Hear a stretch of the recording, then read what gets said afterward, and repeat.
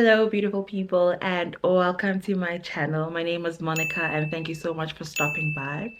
Today's video is going to be a different one. It's going to be more conversational, and I hope you enjoy it. So, I was born into the Christian faith, and I left in 2017. I was a Jehovah's Witness, and I have a bunch of videos on my channel detailing why I left. But essentially, I left because I really felt disconnected to the faith and the belief system of that specific religion. As a person of African descent, I really felt misunderstood. I felt misplaced, and I felt also like I didn't have a place within the organization. Also, I just didn't agree with a lot of things. When you're a Christian, you learn to demonize African spirituality. Like, it's very demonic, it's scary. You think of the Sangoma and the Ngaka, which is basically healers in our language. But even just the word Sangoma and just the visual image I just saw when I thought of that name was quite scary as a child. In 2022, I started exploring African spirituality, and now that I had removed that lens of Christianity and I stopped viewing it as demonic, it was quite eye-opening and very interesting, and it really connected me more to myself and who I am as an African. So if you are of African descent, you probably know about the concept of Ubuntu. In our language, it's called Botu. I am Tswana, I'm part of the Tswana kingdom, and this is something I really grew up with, and it was really much ingratiated into our household and my whole childhood experience. My mother would always say this if someone did something like she didn't approve of, like if maybe someone stole or someone just did something bad, she would say this person really doesn't have Botu. They don't have Botu, Ubuntu. And Ubuntu essentially is the concept of I am because we are. And it just reminds us that we are connected as human beings. We are connected, we are one. And humanity is not this thing of individuals, living life. And yes, we are all like physically the same. Maybe we might have different skin tones, but different cultures, in different parts of the world, different experiences. Ubuntu says even though we are all going through different experiences in lives and being in different phases in our lives, we are still connected, we are still one. And African spirituality encapsulates that. And when I started exploring it more and more, it really just solidified my upbringing. It solidified my belief system that I have for myself. And I felt that Christianity really did not uphold this. Christianity, for me, really is about division, them versus us, me, you, they, them. And you see this a lot in the Jehovah's Witness organization, where the religion really drives home the messaging of worldly people, and then they, the Jehovah's Witnesses, being the chosen ones, and them being good and other people being bad. And for me, I just didn't understand that, because as a Jehovah's Witness, there were a lot of bad people in that organization. People that have harmed other people, people who claim to be, Christians, but didn't uphold the Bible properly. They did a lot of shady things. I remember in our congregation, a lot of shady things happened. There were fights, lots of fights. There was a time someone came with a crowbar and beat up someone in our congregation mid-meeting. Like, imagine a church service and you're sitting there and someone just beats someone else in the church because they're fighting over money. So I really felt like God isn't here. If God existed, they definitely not here. People would become disfellowshipped or shunned because they had a child out of wedlock.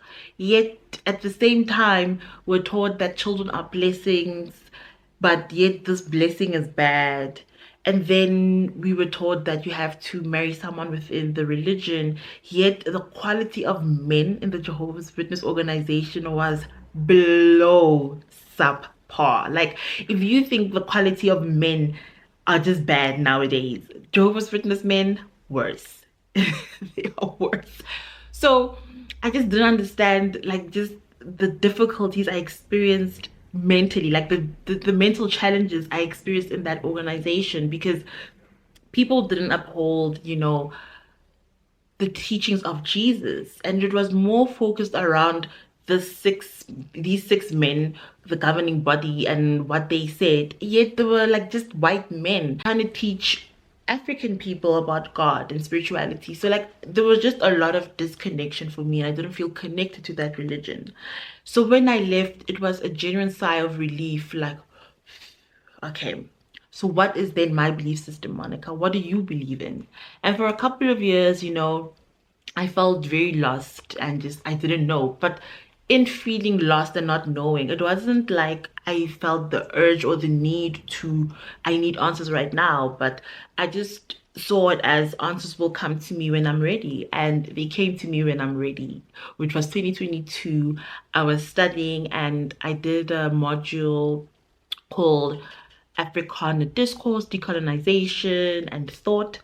And this module basically spoke about how we can decolonize ourselves and recenter to Africa. And centering to Africa and what it means to be an African has just been so amazing. I feel like I've come home to myself. Ooh, I feel like I was deep, but it's true. I have come home to myself. I have found myself, and I feel more connected to myself than I've ever been in my life. And in being more connected to myself, my confidence has just truly skyrocketed. I am so sure of myself. I'm sure of who I am and the people who came before me. And I am very sure of the people around me right now and the people who are to come after me. Because African spirituality teaches us that we are all connected, we are all one, and I am because you are. African spirituality is beautiful, guys. It's so, so beautiful. Before I get into African spirituality in South Africa, let me just quickly define what African spirituality is, and then I'll talk about the African spirituality experience in South Africa. I will have this article linked down below. I definitely urge you all to go read it. It is perfectly written and sums up African spirituality perfectly. Indigenous African religions refer to the indigenous or native religious beliefs of the African people before the Christian and Islamic colonization of Africa. Indigenous African religions are by nature plural, varied, and usually informed by one's ethnic identity, where one's family came from in Africa. For instance, the Yoruba religion has historically been centered in southwestern Nigeria, the Zulu religion in southern Africa, and the Igbo religion in southeastern Nigeria. African spirituality simply acknowledges that beliefs and practices touch on and inform every facet of human life, and therefore African religion cannot be separated from the everyday or mundane. He goes on to say that the word religion is problematic for many Africans. Yes, including myself, because it suggests that religion is separate from the other aspects of one's culture, society, or environment. But for many Africans, religion can never be separated from all these. It is a way of life, and it can never be separated from the public sphere. Religion informs everything in traditional African society, including political art, marriage, health, diet, dress, economics, and even death. And that is so true, because when you think about the concept of Ubuntu and Ubuntu, it's not just the concept we talk about, but it's a concept we encapsulate as Africans and we live with day by day. African spirituality has really reconnected me to what it means to be an African. And as a South African, my belief system as a person who practices African spirituality is just, we are all one. I am because you are. And it teaches me to respect nature. It teaches me to respect the people that came before me, the people who are around me right now, and the people who will come after me. It teaches me that I am connected to God. God is within me. I am God. I'm a manifestation of God. And I am the master of my own destiny. I can control my path, and I'm a creator. And I need to respect nature. I need to love nature. I need to love the people around me. I need to be within community. African spirituality really encourages that community. It brings us all together. When people talk about pronouns, when white people talk about pronouns, I actually don't really care because, if you don't like pronouns, okay, whatever. But when I see African people have complaints around pronouns, I'm like, really? You really have an issue with the gays calling themselves they, honestly, or lesbians or whatever? Like, you're really that pressed? Being an African in our language has been using pronouns. Like in my language, the Setswana language, we don't have she or he. It doesn't exist. We refer to each other as they, especially when you talk to an adult. You refer to them as they, and it's a sign of respect, and a sign of also acknowledging the people that came before them and the people that were to come after them. Because in African spirituality, we also believe that we are a manifestation of the people that came before us. When you see me, you see all my ancestors. You see all the people that came before me. So when you greet me in my language, you say dumelang. Dumela is to agree. So it's like, do you all agree when you greet me? And that's just the beauty of the African language, is that it makes room for all of us in whatever shape or form we come in, however we choose to identify ourselves. African spirituality makes room for that. And moving away from Christianity to this has just been such a beautiful journey for me, because it has allowed me to reconnect with who I am as an individual and where I fit in within the society, and how I am connected with my brothers and sisters throughout this planet. Even when you look into African spirituality in different parts of Africa, it's the same. It's really the same throughout Africa. There's so many teachings, so many principles and belief systems that you find in different forms of African spirituality throughout Africa that are still the same, the same no matter where you go in Africa. The same principles of Ubuntu, you will find them, of loving each other, building community, and how women are respected and celebrated in African communities.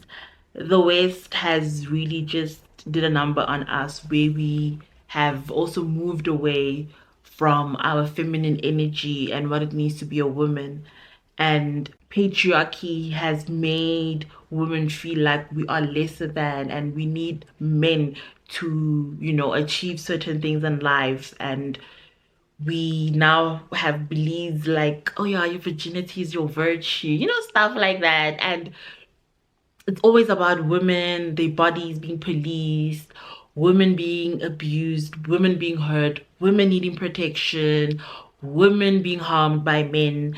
And again, it's moving away from what it means to be an African. And the more we center back to our roots and who we are, I feel like women, we will find our place within society again. Because when you go through the history of Africa, women were leaders, women held high positions, women managed households, women were part of kingdoms, women ruled. So centering back to Africa and African spirituality, I feel like it's definitely the thing that's needed for us as Africans to reclaim who we are as a people. African spirituality has definitely healed me. It has reconnected me to who I am as a woman. It has reconnected to me to who I am as an African, and my path, in life. Not path, but my destiny, my passions. Yeah, I feel like African spirituality has definitely unlocked that, and has taught me so much as well about how intelligent African people are, how intelligent we are. How do you come to a continent and tell people you ain't shit? You guys don't have culture, don't have anything, and yet our artifacts, our music, our talents, our teachings have been stolen.